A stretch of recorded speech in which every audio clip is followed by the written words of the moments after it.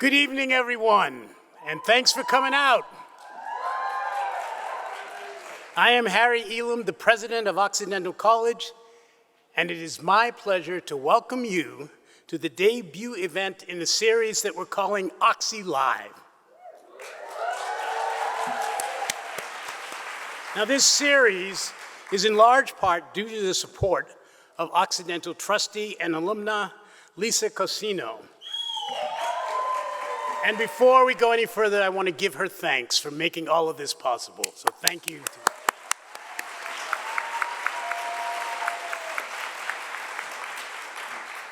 I would also like to thank Meldia Yazayan, the director of OXY Arts, and her team for her vision in creating and promoting this series. So Meldia.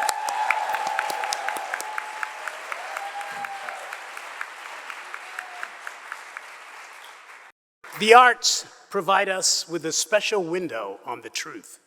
Arts thinking and knowing provide different vantage points for observation, for analysis, theorization, and consequently for understanding the world around us. In and through the arts, we gain insight into the changing human experience in all its dimensions. I know I am not alone in this room in believing that the arts truly have the power to change the world. Thus, I got one hand. Thus, in times of crises or concern, authoritarian governments have jailed artists, banned performances, and burned books.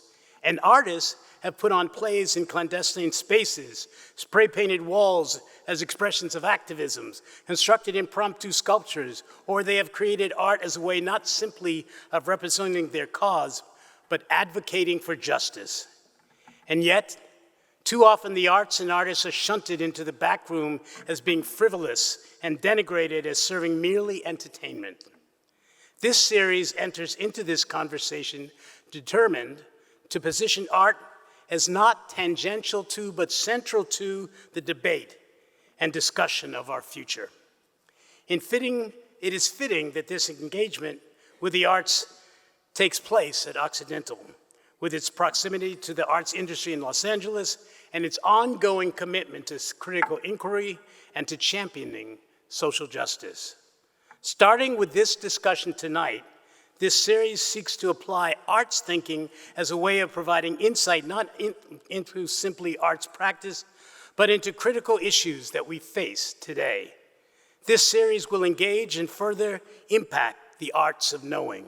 It will look at the ways that the arts can uplift, but also enlighten. The next event will be on November 28th, when the renowned and thought-provoking writer and cultural activist, progressive icon Rebecca Solnit will be in conversation with Paul Holdengräber. Upcoming guests include Ruha Benjamin, Julie Moretu, and Laurie Anderson. We look forward to seeing you all back for these events. And now let me introduce tonight's host and our special guest. Paul Holdengräber is a self-described curator of public curiosity. He was the founding executive director of Onassis Los Angeles.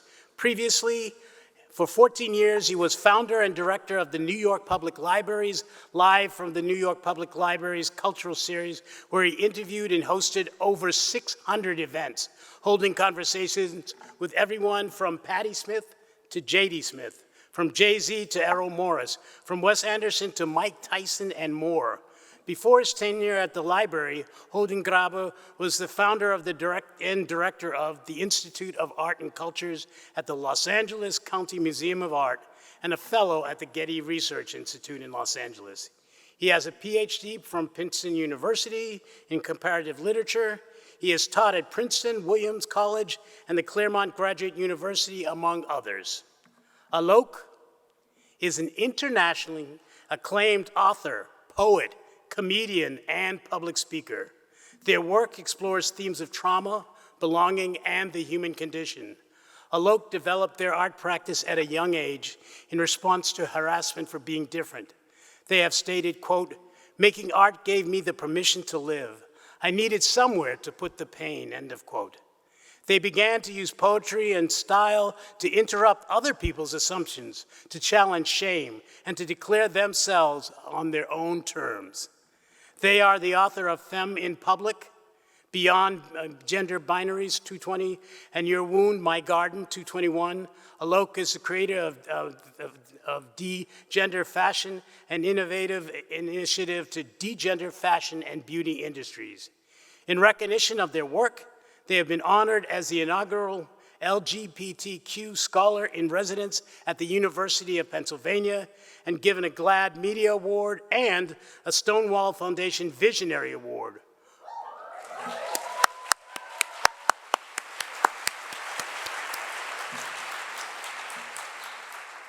Over the past decade, they have toured in more than 40 countries, most recently selling out their runs at the Soho Theatre in London, the Edinburgh Fringe Festival, and the Kennedy Center for Performing Arts.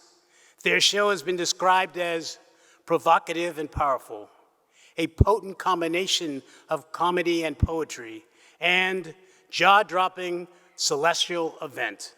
Please join me in welcoming to the stage, well, they're already on it, the stage, Paul Holdengräber and Alok.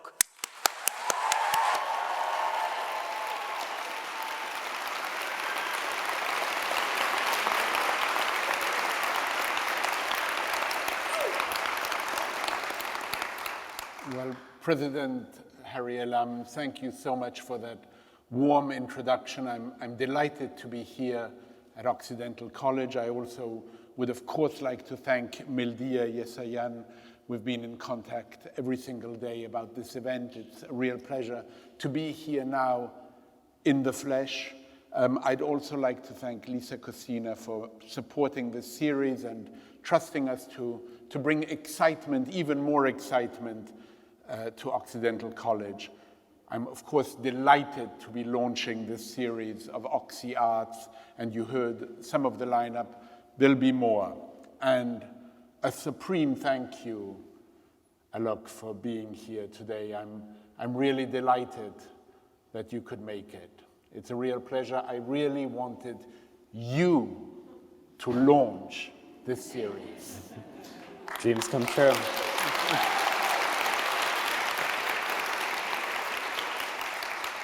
I want to begin with a poem that came to my mind when I was thinking about you and discovering who you might be. And the poem is by Jack Gilbert, and the poem is entitled The Danger of Wisdom.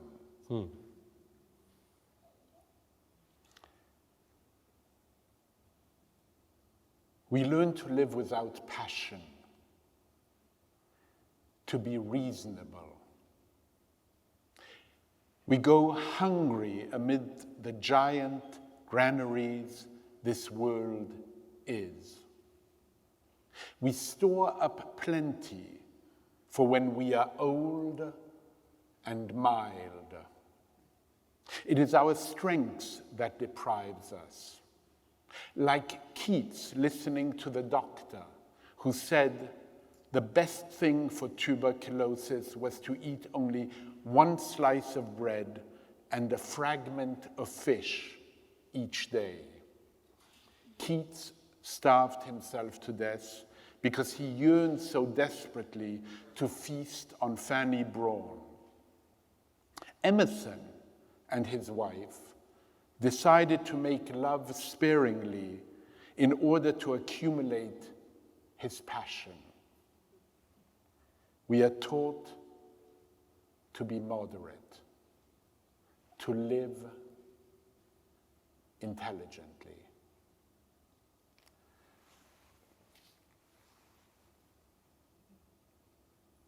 I am wondering how this poem resonates with you. There are reasons for me to read it to you quite precisely. I'll say a little bit about it, but I'd like for you to say something about it before I do. No resonance whatsoever. Try again. Of course, I feel like I began so much of my creative work through the rubric of gender, and I would often be told that I looked ridiculous, and I would try to correct for that like it was a stain that I could somehow remove. No, I'm legitimate. No, I'm reasonable. No, I'm valid. But then eventually you begin to wonder why you have to be legitimate in order to be worthy. And then you begin to wonder, why not be ridiculous? Isn't there so much beauty in being ridiculous? So now I find myself quite ambivalent about gender and more invested in ridiculousness. I want silly solutions to serious problems. I want to be irreverent and foolish, ludicrous and far-fetched. When people call me naive and idealistic, I say, thank you. Who broke your heart? I find that the real grief is that everyone was wonderful once upon a time and then got told to be reasonable, and I find that profoundly unreasonable. And I think Jack Gilbert is also talking about this notion of saving up. But for what? Yeah. I think many people are living life as if there's a carrot dangling on a string, continually told that if they just climb the tree, then they will experience the sweetness, but the tree bears no fruit. Continually told that if they ascend the ladder, they'll get where they're meant to go, but they just keep on ascending. It's the entire teleology of capitalist modernity, right? Work, work, work, work, work, so that you can be promised on the other side rest, relaxation, heaven even. But what I believe is that heaven is a practice, not a promise. And I believe that it is possible to make heaven here on earth now.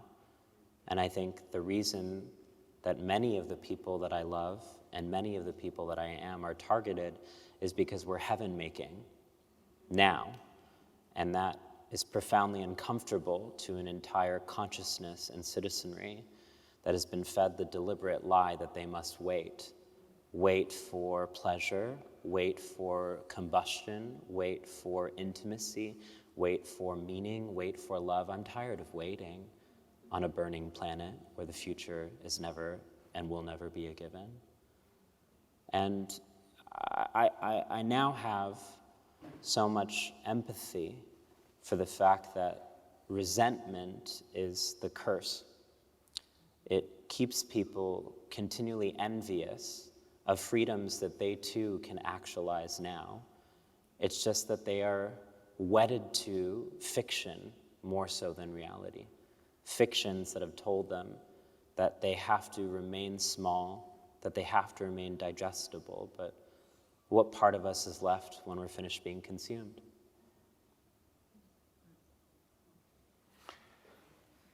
What struck me in bringing this particular poem to you was a number of statements you've made and ways in which I think you profoundly inhabit this planet as I understand it. You talk about the fact that we abbreviate a version of our own joy, and you encourage us, Alok, to live incandescently, I love that word, with luminosity, with effervescence, to be radiant, to be torrential, to blaze ahead.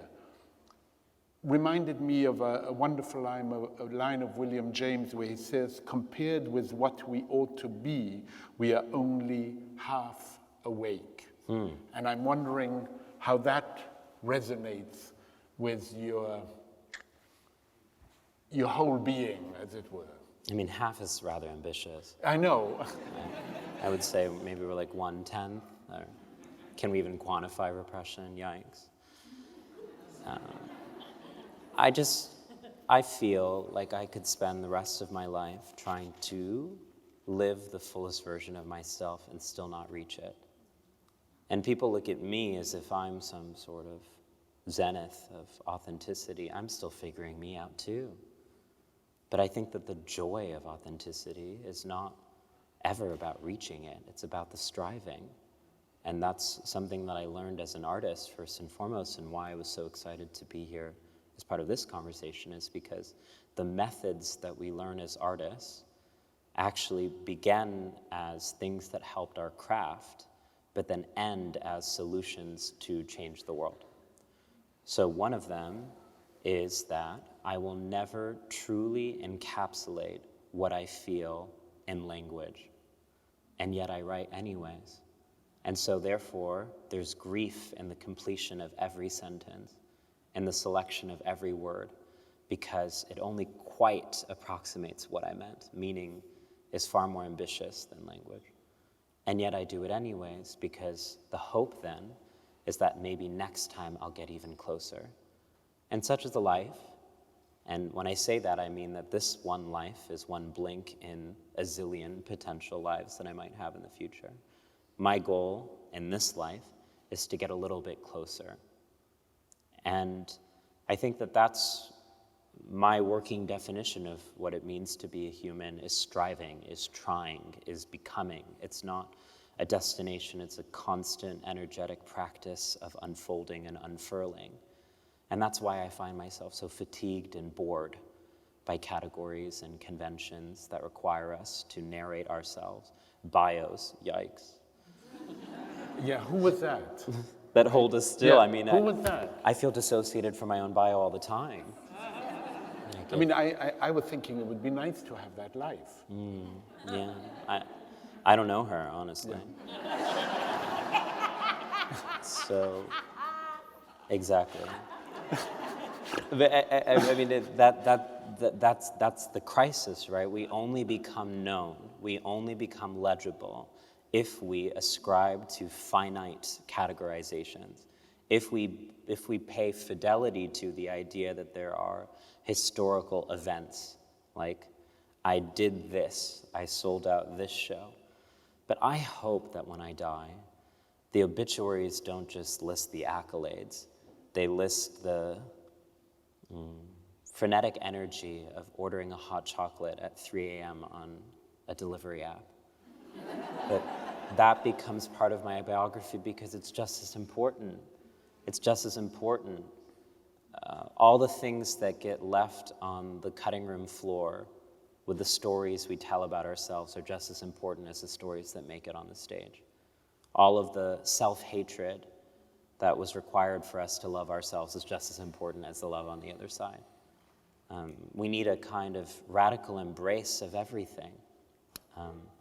And the reason that abbreviation comes to me constantly as a word is that it's funny because in poetry, once again, as a method of art that we learn how to change the world, in poetry, abbreviation is actually about getting closer to meaning. So you begin with a very long line, and then you try to truncate it and truncate it and truncate it until you get to the most pithy way to communicate.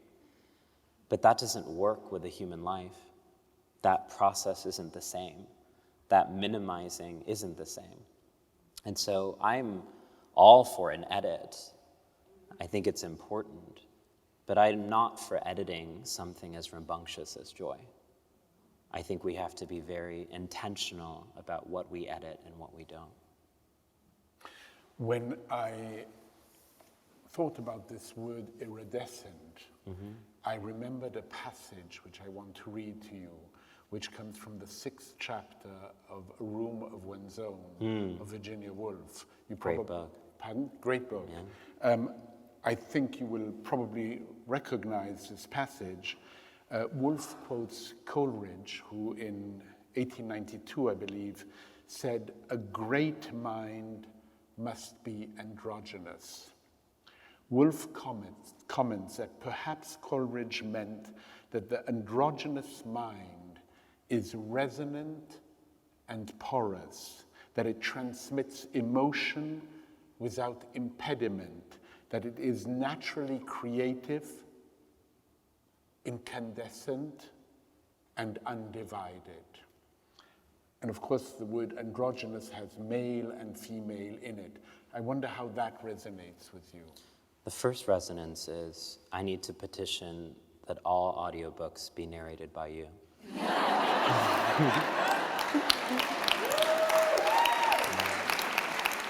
You know, Phil Pullman once said that poetry is not just a fancy way of saying things, it's actually a spell, it's an incantation, it changes things. And I think how we orate matters just as much as the words that we choose. I've always believed that. We have to pay attention to every sound and every syllable. That doesn't mean that there's one way to say it, but that does mean that we're paying attention to why we're saying it the way that we are. So thank you for speaking text in a way that sings. Here's my anecdotal story that I will then extrapolate to make a larger universal claim about people. My grandfather and I were very close. He died at the age of 92. He was a celebrated novelist and playwright in India. He wrote predominantly in Hindi. And after I came out to him, he said, all great artists aspire towards androgyny. And he understood my gender as part of my creative practice, which it is. From a Western, secular definition of gender, I have to say I'm an artist and I'm trans as if these things are distinct. But actually, my gender is my art is my gender. Because actually what I'm doing with gender is I am authoring the most approximate version of my delight. That's what gender is. It's the imprint, like a fingerprint of my laughter and what I wear and how I show up. It's that which allows me to be sublime now. And I thought it was so interesting that my grandfather, who was kind of maybe not up to speed with the sort of like articulation of gender politics, could have another point of entry, which was through art and creativity. So I asked him a little bit about what he meant by that. And he said, well, a lot of people are holding on to make-believe stories so they can't actually see the truth. And I think that it's so much easier to fool people than it is to convince people that they've been fooled. I think it is so much easier to teach people than it is to remove the lie. But what is required when it comes to moving beyond the gender binary is not gender sensitization, which is, I think, the incorrect approach that we've often taken, but rather actually demystification of the entire gender system as a farce. It's so funny in this era of conspiracy theories how people turn to like extraterrestrials and not their own daddy issues.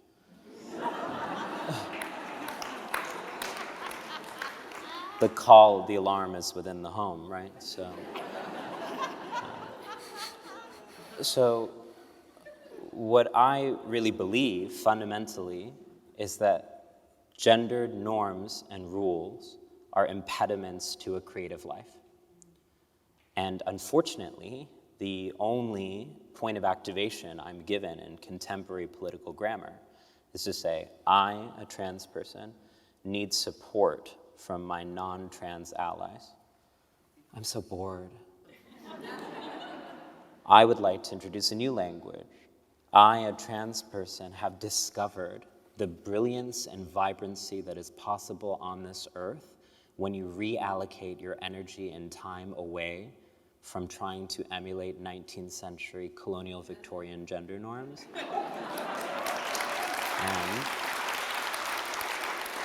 instead, spend your time having fun.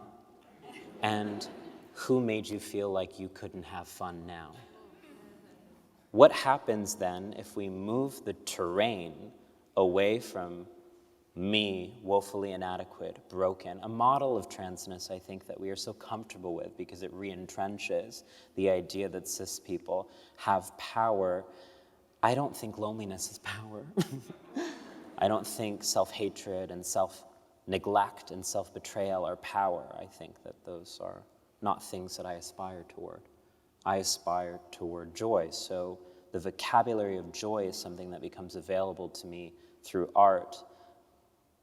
What I'm trying to do is to have a good time.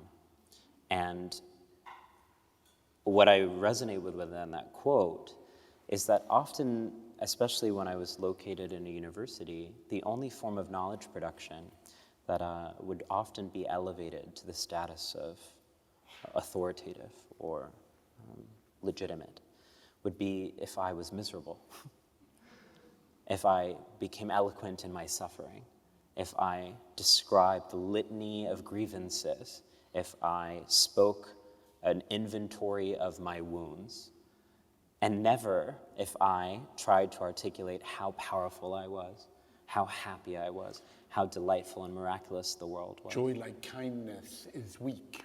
It's seen as weak. Yeah. Kindness is seen as a weak quality. Right. And yet, I mean, you think of the origin of the word kind, to be of kin. Yeah, There's nothing weak about it. nothing. It's so durable and intense. So how are we going to change this? Well, I mean, there are steps we can take. there are, yes. We have to go internal before we go external. And in the same ways in which I have concerns about the turn towards gender sensitization, I have concerns that the ask has been about learn about trans people and not defamiliarize yourself with everything you thought about gender, because then that includes you in on this. So what's happened right now is we've stabilized the idea that gender only gets complicated when it has to do with trans people, and not that gender is complicated for everyone. So the first step has to become recognize that everything you thought was serious is in fact incredibly surreal and absurd. Recognize that everything you thought was just science is actually very silly too. All of the places in yourself you think are immediately knowable and observable and identifiable and quantifiable and 1/2 yikes, all of that, we've got to defamiliarize and say it's way more complicated. And once we accept that everything is too complicated to ever be reduced into one unambitious category, the only response is kindness. Because kindness actually appreciates, I have no fucking idea what I'm doing. So I'm going to be kind to myself, and I'm going to be kind to you because we're all just trying our best. Kindness is the place that I find myself when I encounter the vast unknowability of the entire universe. And when I'm porous, Yeah. in the way that Virginia Woolf spoke about being porous, being open. You know, I think of Jan Morris, who spoke about the religion of kindness. It was the only religion she aspired to, which I think is very powerful. You spoke about your grandfather. I'm interested by a moment that happened with your mother. I think it was your mother. It could have been your father. I might be wrong. But you were reading a lot of books written in English, and the word queer came up. And you said to your mother, what? Yeah. So my dad was born in Malaysia, which was a British colony. So I grew up reading British children's literature via my dad's childhood. Enid Blyton, I called trash cans rubbish. It was a moment in Texas. It's like, I already had moved on. Yeah, I had enough identity crises, but add the like weird British accent I would have on certain words, not versus not others. But I discovered the word queer first through English children's literature as a way of saying different or strange or odd. And so I once told my mom, I think I was 7 years old, Mom, I'm queer, when she was tucking me into bed. And I had forgotten that. She told me it later. And now I use it as a kind of touchstone to be like, Mom, why didn't you get more curious? Why didn't you ask, what do you really mean by that? She says, well, you were just a precocious child who had a lot of questions. I'm like, that's my working definition for queer. But when I was younger, I was in the best artistic residency I've ever been to. It's called Dissociation. And basically I was in my head just studying the world from a distance. It was awesome for like 18 years to survive or whatever. And I think it worked because I'm here. And where all the hot people are in dissociation land, I kind of learned very early on that I think what haunted me, I'm very interested that the stories we tell become reality. So one story I could say about my childhood was that I was gender nonconforming and the world wasn't set up for people who were gender nonconforming, so I experienced violence to police me into the categories of man and woman, but that's one story. I think the bigger story is I understood the world to be vast, unknowable, wonderful, complex, dynamic, and celestial. And I was told there are certain things that just are. And that really upset me. No one allowed me to question those things. They just said, this is what it is. And that is the worst thing we can do to a child, but let alone a human. The fascism that enables when we tell people never question the architecture of reality. And so the only place that I could go to question the things was literature. Religion of Kindness, Susan Sontag says the only nation she belongs to is the nation of literature. I agree. And what literature became for me, in the same way that I was describing how poetry taught me how to live, literature taught me that this world was one world of infinite potential worlds, that every decision, every stone that I was told was permanently placed was actually a decision made by someone with power, so rewind the stone and see who placed it. That everything that was meant to be fixed and indelible actually wasn't and could be changed, and that therefore magic was possible. It wasn't just the things I was reading about, it wasn't just fantasy series, it was me, that I was magical. And so dissociation was where I protected my magic until I could use it. To stay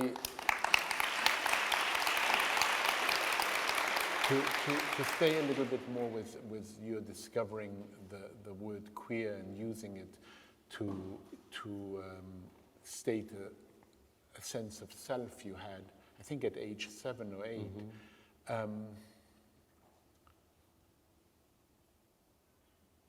Growing up, at that point, was it in Texas? Yeah. At that point, growing up in Texas, did you need to struggle? Was it a struggle with your parents?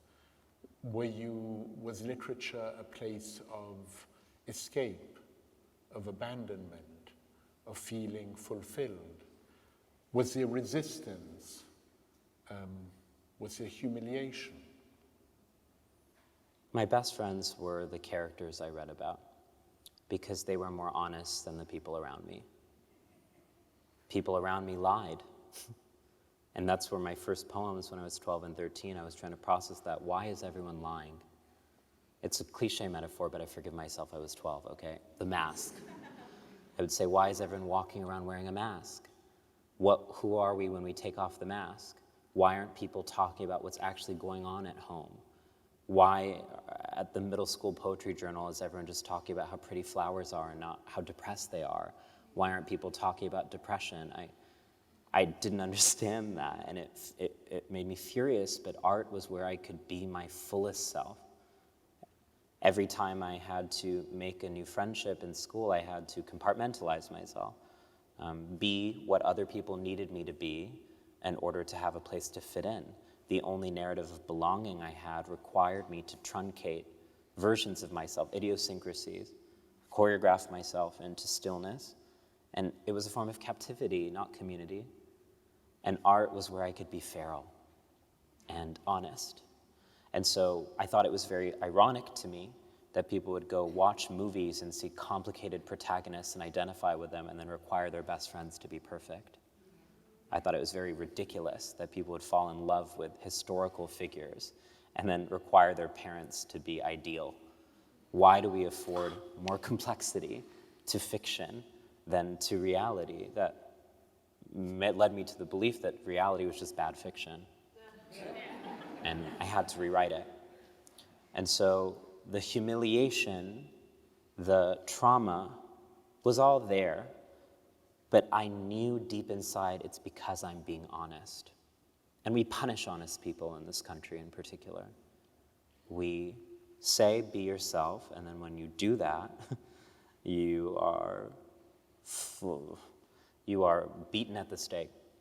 And you are used as an example to everyone else. This is what happens if you dare do that. And that's why I've always believed that the true transition is not between genders. It's between the false self that we're forged into to please our families and societies and the people we are meant to become. And I think that what's needed in this country right now is transition. And trans people are just uniquely positioned to teach people how to do that, how to actually send a text to everyone in your life and say, I'm starting over. How beautiful is that, to be able to start over? And then of course, we don't punish people who are dishonest, but Right. that's a whole other subject. I love one of the interviews you did where you interviewed Ocean Vuong. I think it's one I recommend to everyone in this audience and beyond. Text all your friends, to use the image you just gave. Tell them all to go online, go to the White Review, and read the magnificent interview you conducted with Ocean Vuong, somebody I dearly love and admire. And there's one line at the very beginning, and I'll be quoting a little bit from it. So quoting back to you some of the questions you asked him, for you to respond to those questions you asked him, for Alok to respond. So I'm putting myself in your shoes, as it were. If you want to try them on, let's go. Yeah. You said, how do we make change? Yeah. So let's start it right now. No. I saw you put them on. It was something. You say to Ocean Vuong, who wrote this beautiful book on Earth, We're Briefly Gorgeous, you say Ocean Vuong's writing gives clarity to tender feelings. I'd like you to expand on that, maybe for Ocean, but more for you and for your writing. Because early on you were talking about how writing was one of the ways in which you made sense of the nonsense. Or maybe another way of saying it is not making sense of the nonsense, but learning how to love the nonsense. Right. Realizing how essential and foundational and fundamental nonsense is. Writing is my practice of contemplation and prayer. I've only developed that language and awareness recently. I think that what happens for me when I write is maybe what happens for a lot of people when they meditate. It's a moment where they can actually synthesize things that they've seen or been through and actually reflect on them from a distance. And therefore, everything that I write is a love poem, because it's love that requires me to witness every single thing. I feel the things that I couldn't feel on the moment. What it felt like to lose someone. I don't know what it feels like to lose someone immediately until I write about it, and then I feel it. Through the process of writing, there's a discovery. Yeah. And for a long time, I thought of writing as just a hobby, then it became a job, but now I really am very clear about it. It is my spirituality. It is my spiritual practice. It's about making things with my hands that I don't recognize with my eyes. It's about channeling something so much greater than me. It's about zooming into a truth, returning to it. And continually, whenever I write, of course it takes different shapes, just like a florist will make different arrangements. But at its core is love. I return to love always when I'm writing. I mean, my first book of poems, Femme in Public, the method of writing there would be, I would sit in the locations I was harassed on the street, and I would write down the things I wanted to say but couldn't, and I thought I would be bitter, I thought I would be vengeful, but instead I was loving every time, and I was so confused. I was like, I mean, it'd be really nice to be able to say, fuck off, but instead I wrote, I forgive you because I am you. That's the message that only came through me through writing. So oftentimes people ask me how I came to my compassion practice, expecting that I can give a series of logical conclusions. But from here to there. yeah, that's not how it's worked. Writing has helped me understand, actually, the fundamental interconnectedness and embeddedness of everything, because that's the power of what a metaphor is. A metaphor allows me to connect to everything. A metaphor allows me to create a bridge between the table. From one side to the other. Everywhere. And in a poem, I get to see the ultimate version of democracy, where every single thing has a spirit, and every single thing has a story, and every single thing is alive. And so poetry actually taught me a mirror to the world to actually recognize everything was interconnected. So even the things that I hate, I'm in them. Even the people that I hate, they're in me. That actually paying attention to that interconnectivity makes me want to live more than anything. That's the tenderness of it. And that's the incandescence too. It sort of intensifies life.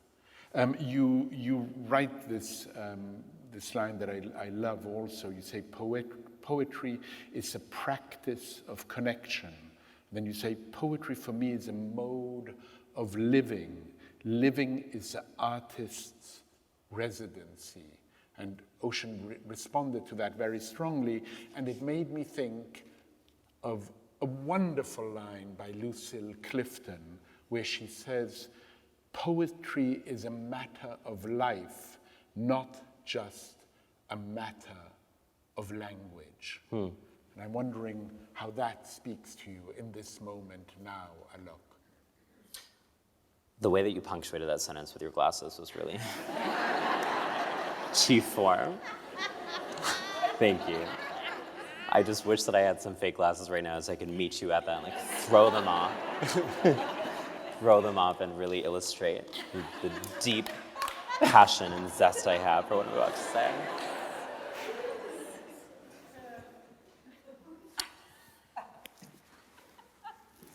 I feel very nervous that the only forms of art that we recognize are the institutionalized forms.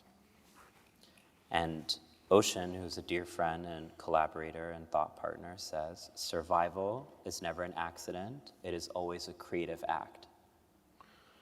And so in order for people to live, they are making creative decisions every day. What you do with a limited budget to survive is art. And yet, the only forms of art that we end up recognizing, legitimizing, are the finished forms of here is a poem. But in order for me to write that poem, there's an entire life. And there's a way in which colonialism has made us value objects over people. Because objects we can immortalize and cultures we can dispossess. And so we are haunted by that legacy of anthropology. We are haunted by that legacy of museum culture, which values the art object more than the life. And that's what allows scenarios like now, a live-action remake of The Little Mermaid, where Ursula is based off of Divine the Drag Queen, still not cast by a drag queen. That was related in my head. That what it allows is the extraction of queer life, of queer genius, of queer beauty, of queer glamour, of queer sensibility, and the disarticulation of queer life, right? This has been the underbelly of transvisibility, is we're more visible than ever and more vulnerable than ever, because what gets treasured is our affect, not us, and our ways of being. And I feel very cautious of that even in settings like this. Where people will say I'm so inspirational, but then there's not actually the shift of the material conditions that require me to have to be inspirational. Well, people will say that I'm so articulate, but then there's no actual paying attention to disrupting the systems that require me to be articulate in order to beg for my life. Where people will feel comfortable congratulating and lauding me for my fashion and my aesthetics in a performance context, but not when I'm next to them in public. So these things... that discomfort. Yeah. Makes me think about the importance of an embodied art practice. And I think about this a lot because I'm on tour every day. There's the calendar, right? It's wild. Wild. They're the dates. But showing up and choosing to be here is a form of being on tour. And I, for a long time, shout out to the dissociation girlies, I, for a long time, was passively swaying with life. And then I made the decision to live. And that's the thing, is people ask me about how I chose my job. That's so boring. How did I choose to live?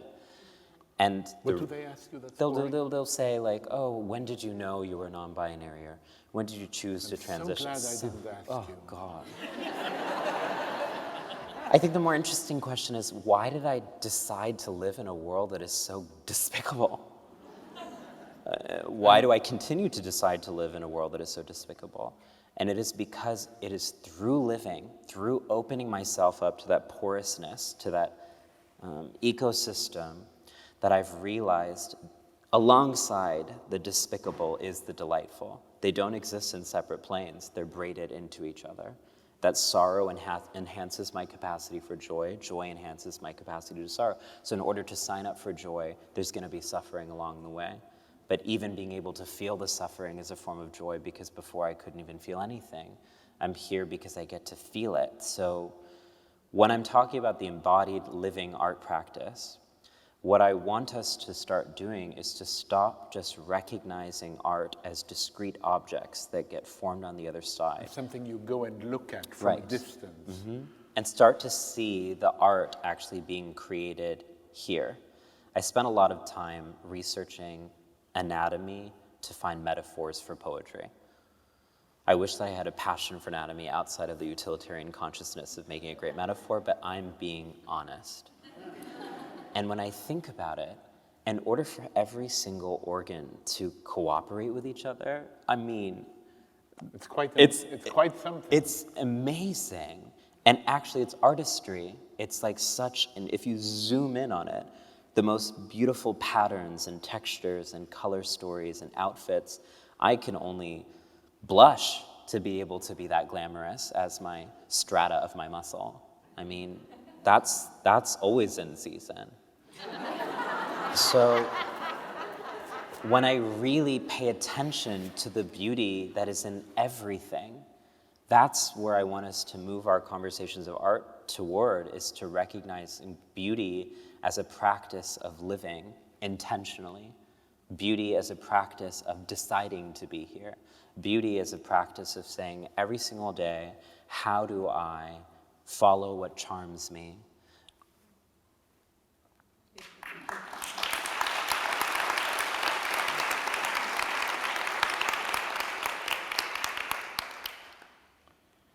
Oh gosh, I could take it in so many different ways. Being alive or this conversation? Yeah, I mean, being present, being here with you. Proximate. Next to.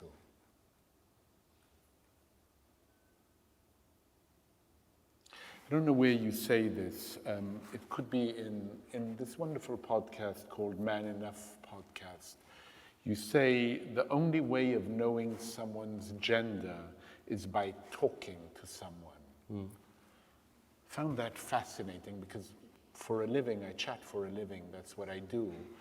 And I often think that in the very act of speech, we discover who we are. Mm-hmm. The word infant means being before speech. Mm-hmm. When we go forward, we lose, sadly, that infancy. So through speech, we learn who we are. And I find it very interesting that for you, gender can be discovered, not defined. You know, the wonderful line of Lawrence Stern, to define is to distrust. So let's not define, but can be discovered, can be uncovered, perhaps, through this act that you and I now are having of communication, of a conversation. How so, why so, and why through that medium that in fact makes us more human. The foundational paradox is that we need one another to find ourselves. That it is only through witness, so it's not just through the speech, but it's through how the speech registers on your face, which is what a conversation is. It's only through witness that we can actually become ourselves. But the issue is that we keep on having conversations with abusive systems rather than friends. So people are looking and witness through the latest political figure who has promised them paradise, rather than someone who actually cares about them and is approximate. And that's why I appreciate that idea of approximate, because we in this culture are taught to put people on pedestals and to look up rather than look across. And I think looking across is so much more fun, to answer who are your heroes, confidently saying my friends, and to live a life such that your heroes are your friends and your friends are your heroes.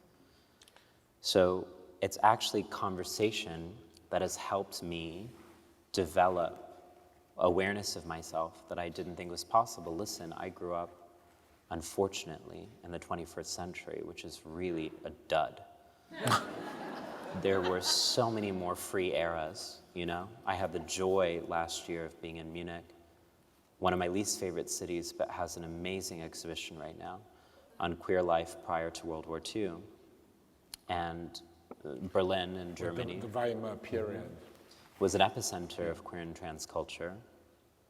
And I was just looking at photos and club outfits and paraphernalia and photography, and I was like, there have been more free versions in the past. This narrative that we have that we're oriented towards progress is not necessarily true. I think of time much more undulating than that. And unfortunately, I was born in an era where I had no vocabulary to describe who I was and what I felt, where I was rendered impossible jet lag as a structural condition, being outside of time, outside of place, observing the world, observing people interact with me, feeling so confused because I didn't know. And it was only through meeting another queer person who could look at me in the eyes and say, I'm queer. And I said, that's possible. It's possible to find something sacred in the very things that I feel shame about. It's possible to be able to take up space in the very things that I'm running away from. It was only through that conversation that I was able to do this. So in that way, my life is the byproduct of a zillion conversations that are ongoing. And that's the violence of a thing like a bio, is it individualizes and individuates me from the larger conversations that have allowed me to exist. Not just conversations with people, but conversations with the sky, conversations with dead authors, conversations with myself. So to be in conversation, once again, just like to write a poem, just like to make art, is not an event. It's a continual practice, and it's a habit that we need to learn how to have. How do we end loneliness? We converse about loneliness. How do we end heartbreak? We converse about heartbreak. How do we change the world? We converse about changing the world. But instead, what happens is when those of us say, I want to change the world, people will come in and say, you're being idealistic, you're being ridiculous. And then why is ridiculous, once again, the cessation or the ending, the termination, and not the beginning? I'm being ridiculous, yeah, that's where we need to go. Why would we ever want to be taken seriously by a system of inequality? So it's actually the very things that are ridiculous and futile and naive and silly that is the most hope that we could ever have to transform the world. I want to see that exhibition in Munich. You know, the poet Edward Hirsch has a wonderful introduction to a book of his called 100 Poems to Break Your Heart. And in it he says, put down my glasses, implicit in poetry is a notion that we are deepened by heartbreaks, by the recognition and understanding of suffering, not just our own suffering, but also the suffering of others. And here's the part I love. He says, we are not so much diminished as enlarged by grief, by our refusal to vanish or to let others vanish without leaving a verbal record. Poetry companions us. Yeah.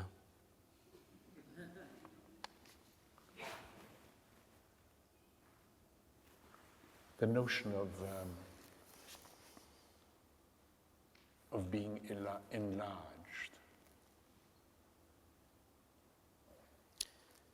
My diagnosis is that everyone has an entire Olympic-sized pool of grief that they've never allowed themselves to swim in because they are afraid that they'll drown in it. But what I've had to do as a poet is to continually dive into my grief with as much rhetorical flourish as a triple sow cow, whatever they're doing. But it's inevitably the same splash, no matter how much finesse above. And to spend time there in my grief, to spend time in all of the hesitations and ambivalences and indeterminacies and idiosyncrasies has been the most expansive journey for me, because it's helped me understand what humans are. We are constitutively ridiculous. To be human is to be ridiculous. And yet, still, the policy wanks and economists get a monopoly on describing human behavior in our culture. And still, people will dismiss people as believing in conspiracy theories and why is everyone at a Taylor Swift concert? But if you actually ask the poets, we'll explain to you it's because Taylor Swift is the only place that people are actually allowed to feel like they can step a foot in that grief in a safe space around other people and be witnessed in it. That it's often easier to cry when someone else is crying next to you than the things that you feel make you most outlandish and exiled actually are the things that allow you to belong. That's something that art does, is it makes you feel like the parts of yourself that are incompatible with this world actually are fundamental to the world we're creating. And so when I say my diagnosis is that the Olympic-sized pool of grief is there, is that the true drowning is above surface, not below. The true drowning is people walking around thinking that they're alive, protecting themselves from the grief, but the protection becomes the actual instrument of violence. It is, in fact, our trauma coping strategies that are responsible for our trauma.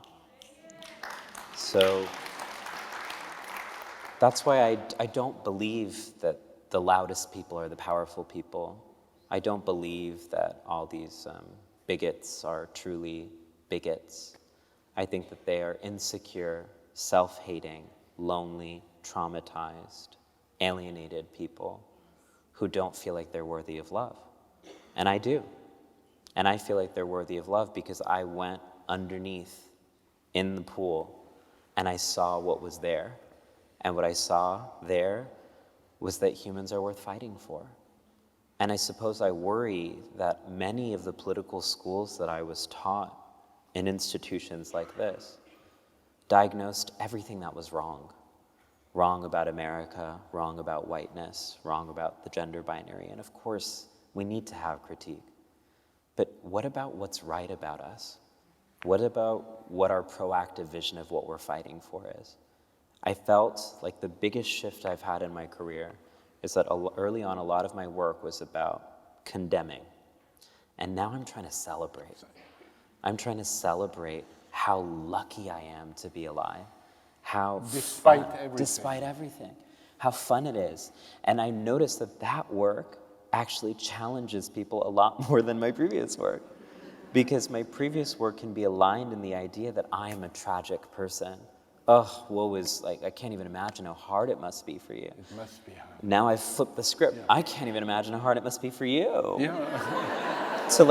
To be afraid of power clashing, to think that you only get to dress up for events and that being alive is not your event, to know that you're gonna have a midlife crisis and still run toward it, mom, to make decisions to please other people, knowing that you're going to end up resenting those other people, to be lonely and decorate that loneliness, but still be lonely. I feel so much mercy. I suppose what I'm trying to get at, because all of your questions are sort of getting me here, is the fundamental paradigm shift that I'm trying to make, is that I am tasked to aspire towards decorated loneliness as if that's a quality. And it's not. And I have an opportunity in ridiculousness to actually say, come here instead. And you know, the word ridiculousness has the word ridere in it. It has the word laughter in it. Mm-hmm. And I want to talk to you a little bit about this notion of laughter and levity and joy, because it is certainly underappreciated. I think I, for one, could never love someone who was humorless. I mean, or whose voice I didn't like.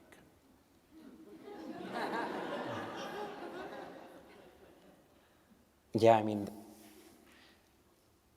I have always been very funny. And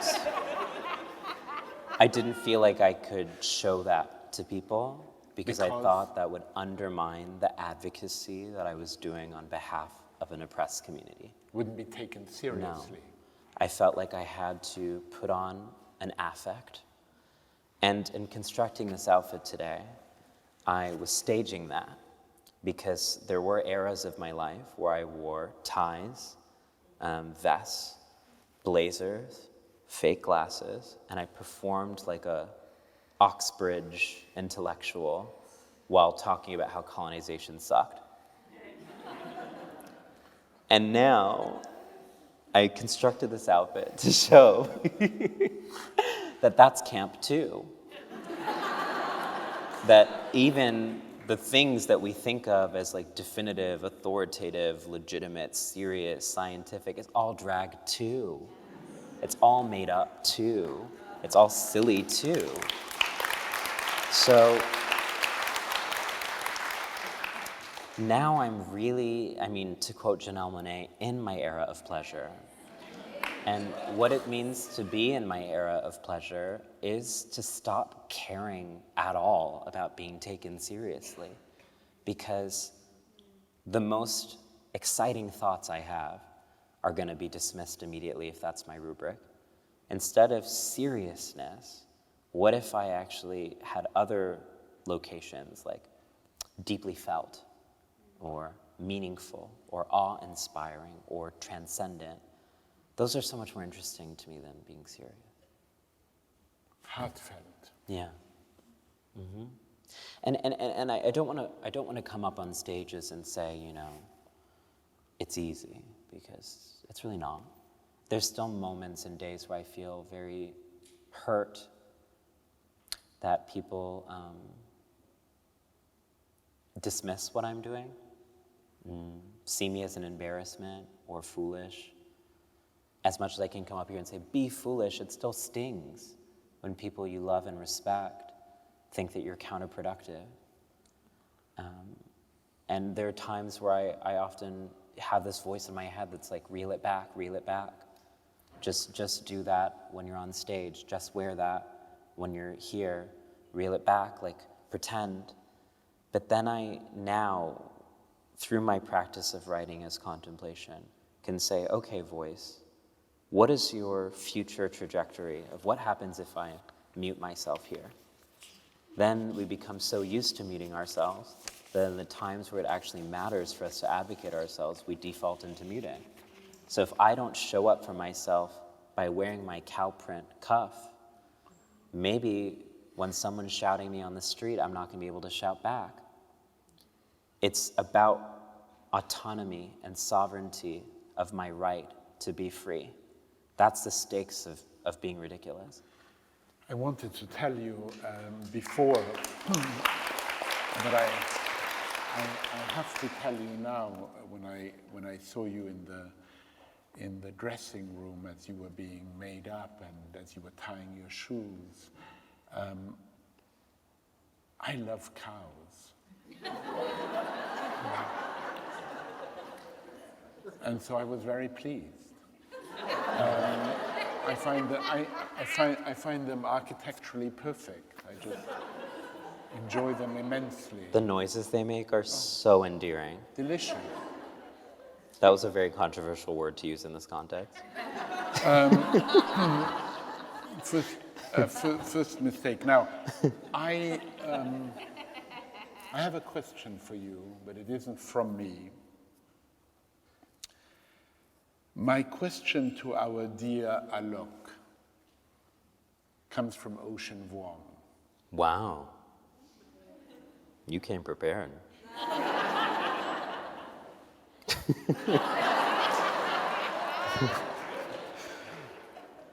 What I love about your work and how you embody your ideas is a deeply epistemological commitment to studying and engaging with the archive. You prove again and again that art making, whether it be comedy, performance, or literary, are not phenomic, self-arising wunderkind of genius, but rather an astute, laborious, thorough, and complicated engagement with the archive. How, Alok, does your relationship with history affect your work? And has your relationship with historicism changed over time? Nothing is unprecedented. We are continuations of everything that was and will be at the same time.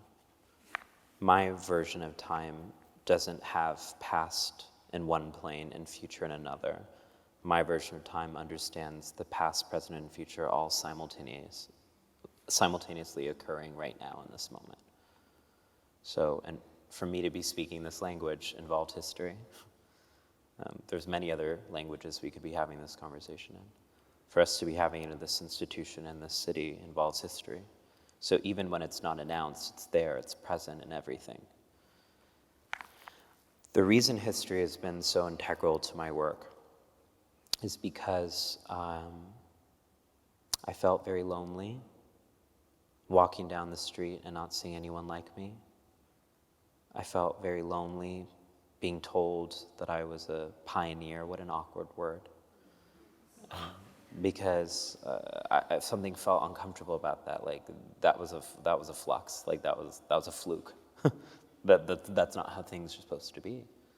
And so, as a precocious child undergraduate student, I began to spend a lot of time reading queer history. And what I found is my trans ancestors, people like Loop the Loop, who we might see as a drag queen now, but at the time saw herself as a fairy, who in the early 1900s would be walking around in gorgeous, glamorous looks in downtown Manhattan, getting arrested 20, 40 times and still going outside anyways. And when I would see just even an image of someone like Loop the Loop or Sweet Evening Breeze or Sir Lady Java, who's responsible for repealing the anti-drag laws in the city of Los Angeles, when I would see images of my ancestors being the very things that people say are new now, I would smile and be like, we've always been here. And when I say we, I don't just mean trans people, I mean glamorous people. I mean beautiful people, people who are willing to fight for beauty. People like Sir Lady Java literally in this city had dozens of LAPD officers come to her drag performance to criminalize her. And at the time, you had to wear 3 articles of clothing associated with your assigned sex. She had like a cufflink, a tie, and a watch, and she banished them off. The ability to do that, the kind of courage and power, that gives me strength when I don't have it. That gives me community when I can't find it. So, that form of courage. and so, the more history I learn, the more I know that we will win. And the more I know what's possible. And the more I know that what people are telling me is not true. And the we will win means what? Beauty. So in closing, very sadly, might I add, I love this moment in an interview that Toni Morrison gave, where she says, I think of beauty as an absolute necessity. I don't think it's a privilege or an indulgence. It is not even a quest. I think it's almost like, I love that, it is almost like knowledge, which is to say, it's what we are born for.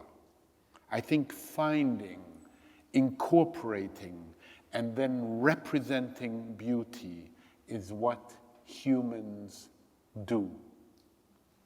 I'd like you to take us out on that thought. I mean, there's a reason why she's the GOAT, right?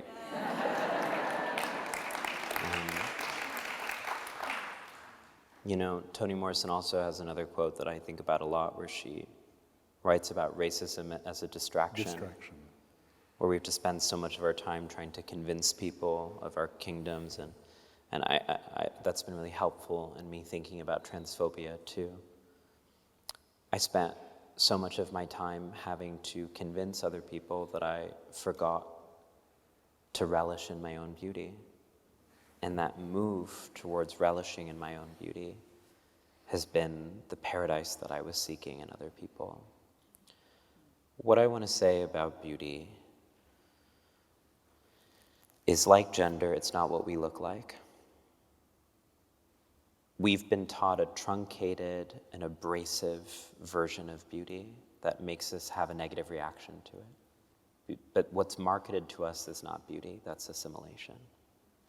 What beauty actually is unruly, riotous, feral, flamboyant, and flagrant individuality that cannot be replicated by anyone else. Like a fingerprint. Yes. It is so distinctively you. Beauty is when I'm in conversation with someone and I'm like, I will never meet another person like that person again. Maybe something that you uniquely, through various circumstances in your job, can comment on, of recognizing that every single person is fundamentally irreducible to any category, any statistic, any number. There's a vibrancy and liveness to them. So what it means to pursue beauty is to pursue the excavation, because we were buried. We were born beautiful and then buried into shame. The excavation of our beauty from our shame, and the continual discovery of that meaning, that poetry, that life, that vitality of being here and meaning it, being alive and meaning it, speaking and meaning it, writing and meaning it, saying hello and meaning it, meaning it. Beauty is meaning. And in a world that is so often cynical, in a world that is so often diffused despair, like the worst and best pesticide, beauty is hope. When I listen to my favorite indie white rock bands from circa early 2000s, I think to myself... What is the indie rock band? There's just multiple indie... I mean, Death Cab for Cutie is on a 20-year anniversary tour right now. I'm extremely emotional about it, and I went to that show in New Haven a couple of weeks ago where Postal Service was on, and I was just weeping, and I was like, if a human being could make this sound that is so beautiful that it makes me want to live, then we will win. That's the stakes of beauty, is that whenever I'm feeling like we're gonna lose or despair, I listen to music, or I read an amazing poet, or I speak to you, and then the resounding answer is there. The beauty is more powerful than the war. It always has been and it always will be. The beauty is so powerful that it survives even when we don't. It's that photo of Loop the Loop. It's her not even knowing that probably someone was taking a photo of her to make fun of her, and yet that photo finding its way to me. That's the logic or the illogic of beauty, is that it will find us and rescue us like the life raft and help us continue the fight. And that in a way it goes back to Ocean's beautifully crafted question of the archive. I didn't get to talk to you about your book here, but I encourage everybody after our conversation to get beyond the gender binary. There's so many things in it that you say that I think are urgent and needed.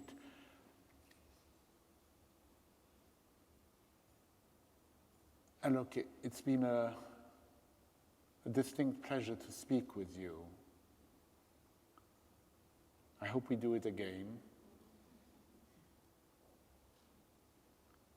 Leave us with a final thought. We need to invent better alternatives to chairs.